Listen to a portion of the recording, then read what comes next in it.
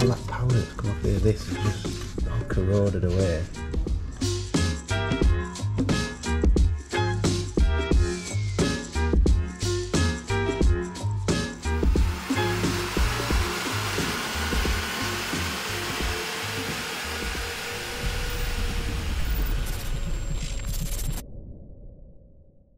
Right then, another S5 video, so here it is. This is probably the second or third video you will have seen, hopefully. So we've got the car, that was the video 1, serviced it, that'll be in video 2, and then we took it on track, so that's video 3, but it probably weren't just focused on this, we took the caddy as well. But the big thing about this, run it standard, I'm really happy how quick it was really, on track. We're only maybe a second or two behind the caddy, which is similar weight, similar power-ish, maybe. So, but stickier tyres and fully custom everything. So yeah, really happy with that. The brake pads let it down, so we're going to get some better ones of them sorted. And the suspension and the tyres are kind of letting it down a little bit now, but I like how it drives on these tyres. I think if we make them too sticky, I don't think I'll like it, but Scott thinks I will, so we've got some options there. We've talked about them in previous videos. So this video today, as you can see, we're in the dyno. It's all about making more power. The only thing is, when it was standard, the oil temperatures were getting over 140 very easily. So there's many reasons behind that. I think the oil we were using, that were the plant-based stuff. Not sure if that were the best to use, so we've drained that out and put some normal oil in just to see. If that's a problem, we're going to have an oil cooler to fit. But while we've had it on the dyno here, we've seen that we knew already that the standard intercooler is inadequate. We're getting to 90-degree inlet air temps Celsius, which is ridiculous. Boiling water on the way into the engine's not good. So we know we need an intercooler. So we'll get on with tuning this anyway, but we might have to have some options while we're at the track to flash it back to standard if it's still getting too warm. So let's leave it to Matisse and the tuners to see what they can do.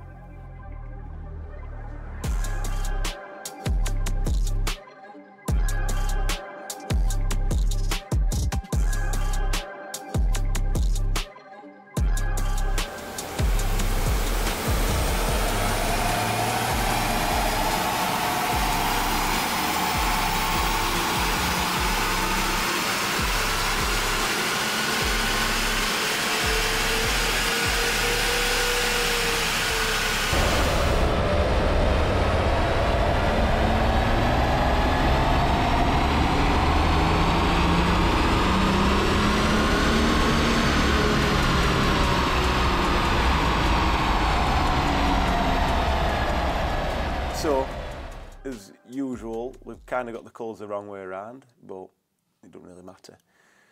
So, the red curves, power and torque's on the same axes, which is how we like to do it, and it really annoys people how it says foot-pounds, or when Danny says foot-pounds, even though it should be pounds per feet.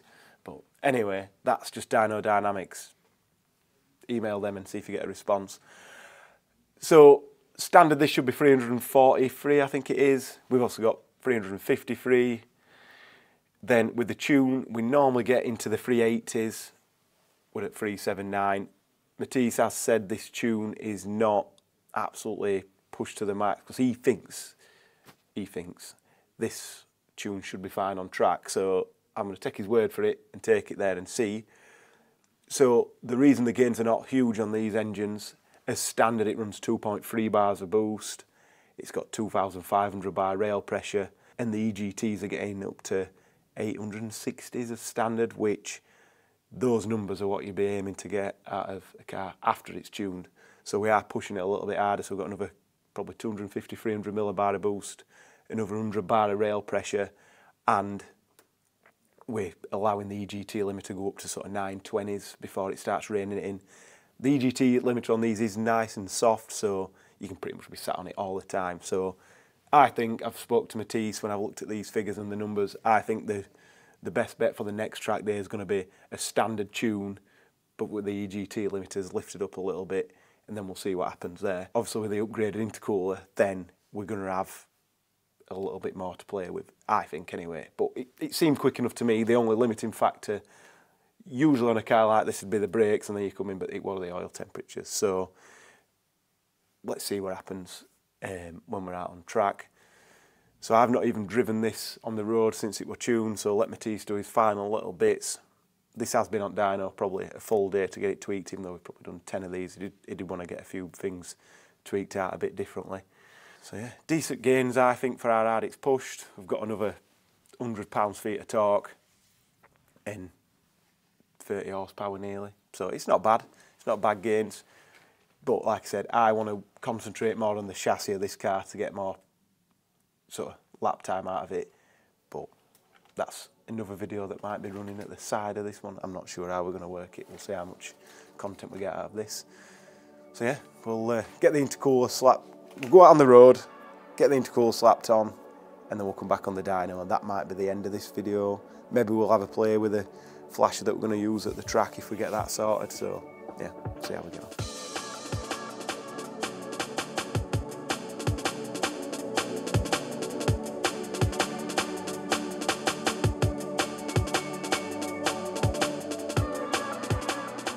So back in the workshop, the lads in Fab have made the intercooler.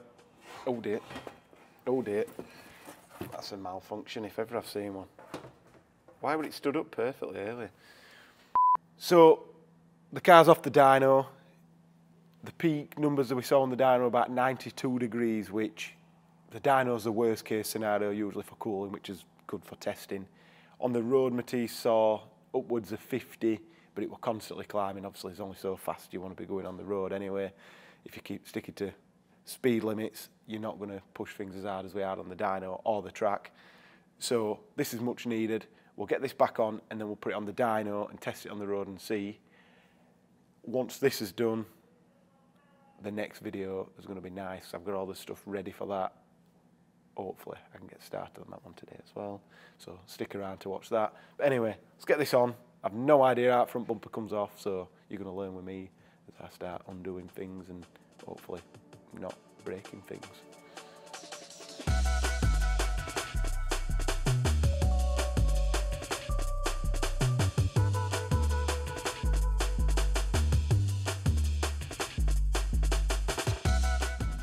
So, got these 4 in this side to take out. Don't drop them, especially if you live in a gravel drive.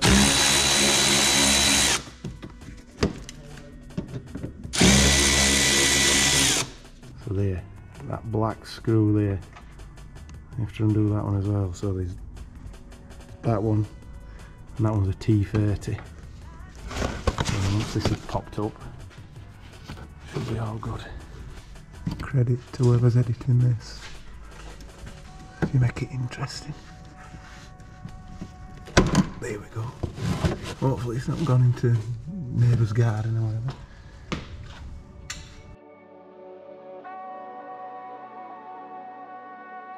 This sort of comes it's quiet. Then all your bumper falls off. Your under tray falls off.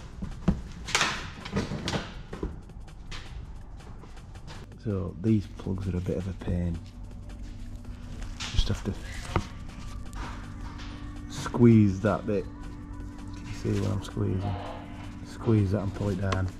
These ones you push them forward and then you push that back. So push the full clip forward and then push that back and then it releases. If you're pulling on it, it don't work. That's just a standard Volkswagen plug. This one was a bit weird. This one for front camera. It's got like a little thing that you push there, but it's really tight. This, so really you want to leave these bolts in at top, and then when you've got it ready to go, tilt it forward and get this off. That could damage that. And then it's really tight on the wiring that goes at back here for your bonnet. Okay. So the other thing I just keep seeing is like, we had loads of leaves in it before, there's like loads of leaves in, we've already got this off. I think there's been a mouse or something living in here. Very weird. Keep an eye out on that. So, I'll take this off. I think we just need to undo the pipes. And then there's some little clips there. I don't know, I want to get it top. And some little clips there that you just squeeze together and pop it off. I don't think there's any fixings per se. That's all that holds it on, I think. It's pretty solid though. Pretty good. Right. Oh, I'm trapped. Oh, it's not sharp on that. Oh, tang. Right, let's get that.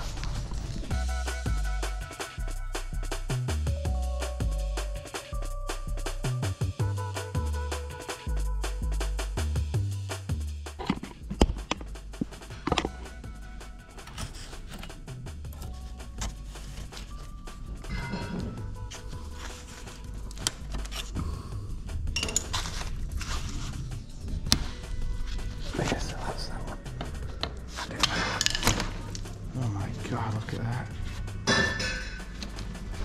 Make sure I get all that out. Oh yes, that's it.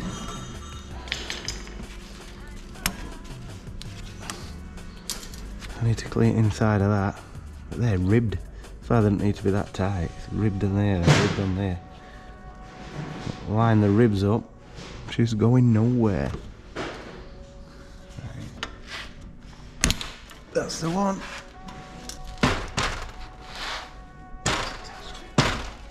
There we go. Oh, you beauty. Are we saying a mouse has been in here or what, people? What is all that? That doesn't just naturally occur. Looks like intercool's leaking a bit on bottom. Looks like a decent quality thing. It's all aluminium. If you look at the other side, I don't know if you can see it. Look at all that powder that's come off here. This is just like all corroded away. And that'll be aluminium oxide, so I need all that out of there on my engine. Clean all that up. Look at that. Also clean it off, isn't it? It's not really making me coolant or inlet air temps any good. So the new one compared to the old one, so there's a big difference. I don't want to get this new one dirty, but that is the difference in them. So I think looking at this, we're going to be able to shove the intercooler pipes on a little bit more, which is not a bad thing because they're a bit weird on the ends then. But yeah, it should be a little bit better. It's going to sit in front of that bad bit. This bad bit here. See how we get on with trimming this. I don't really want to chop too much out of it, but see what we have to do to get that in. Might not be much. It's that's the idea anyway. I need to get somebody to help me hold it up. But yeah, bit painful. Definitely something living at back of here.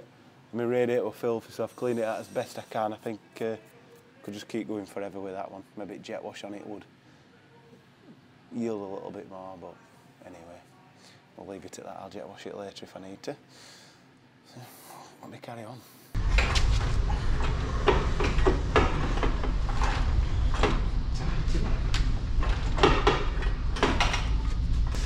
Here we go. What we've got. Just getting it in that. Oh, we could radiate hooks into that. Yeah, that takes weight and then screws just locate it. Yeah, makes sense. Yeah, switch once a little.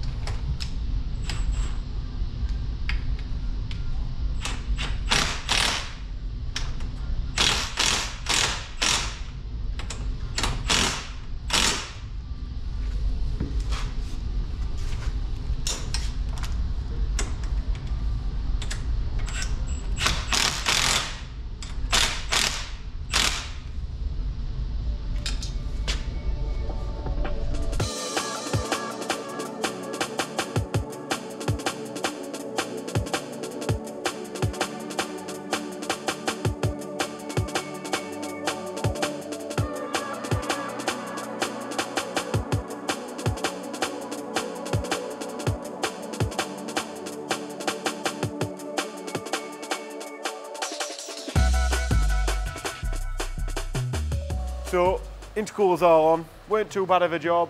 I'd say, I don't know what we're charging at the minute, we're booking in and stuff like that, as like getting it road testing and what have you, but it's a couple of hours by the time you've messed about. So I'm going to go for a quick run in it now and drive it, because I've not drove it since it was tuned, see what the EGTs are like, so I'll get a camera in there and I can talk to you about it. And then when there's another S4 with the exact same engine, exact same ECU, so it matched 100% to this, when that's finished on the dyno, this can go back on, and that'll be the conclusion of this video, hopefully. So, first drive after I've fitted the intercooler, so make sure it don't pop off. That's the main one. So far, no popping noises.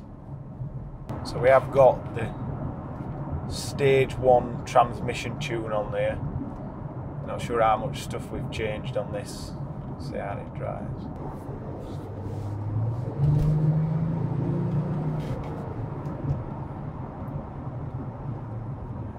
That feels a lot pokier. I didn't think it was slow before, but it's definitely not slow.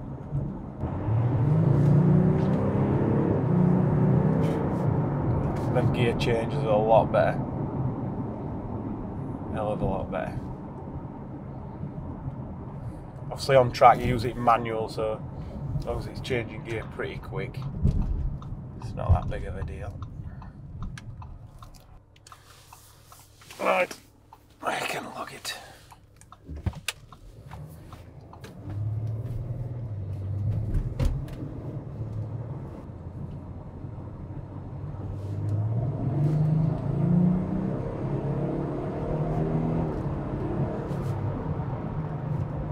Inlet air temps are just staying stable.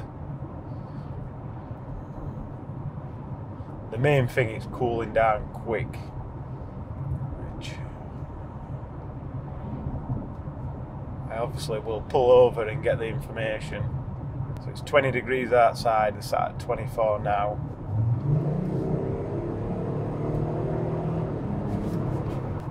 We're getting to like 30.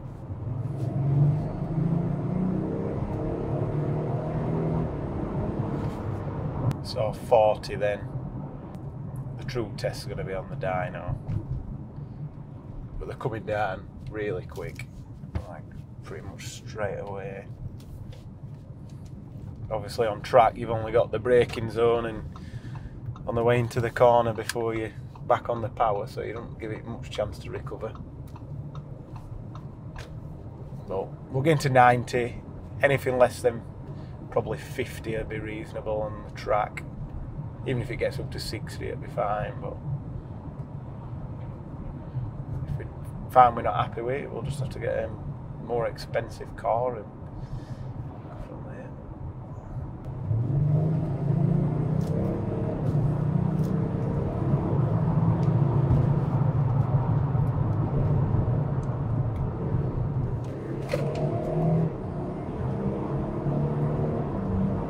Gear changes are really aggressive now.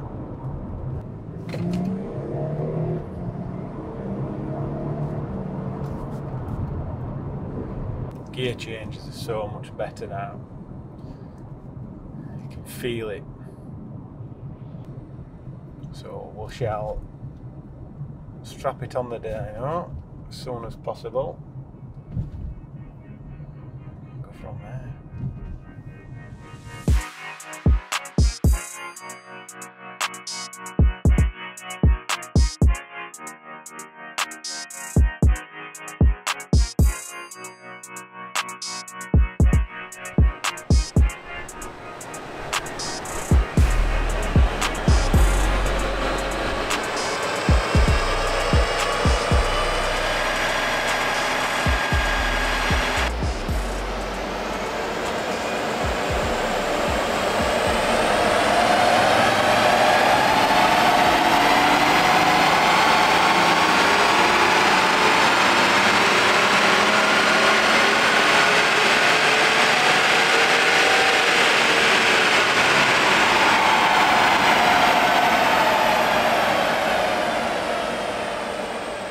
So, we've had it on the dyno, since we did the intercooler, and as you can see, we've gained a decent amount with probably 14 and a bit horsepower.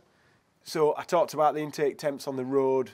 Obviously, it's hard to sort of keep something consistent on the road. I managed to get them hotter than I'd want them to be. That's why I'm thinking it's going to be too much. But on the dyno, it went from over 90 to around 50, 55. So a significant decrease. If we're saying we're only dropping them 35, 40 degrees, that's a lot. And that's where the power's coming from. Obviously, the pressure drop on that must be decent as well. We're not measuring that, but from the testing we've done previously, if we had like in Dan's 335, we put a Garrett core in there, which the core's twice as expensive as what we sell them intercoolers for. It'd be an expensive thing to do, but I think if you want to keep it on track consistently, that might be the next step for us. So if this video ends here, I have took it at that, and I'm rolling the dice. If not, we've got a few little ideas what we're going to do about running a tool that I can flash back from standard to tuned and what have you. But the Powergate 4s and the Powergate 3s that we sell on the website, they're not compatible with these MD1 ECUs just yet, so it won't be them. So yeah, anyway, thanks for watching.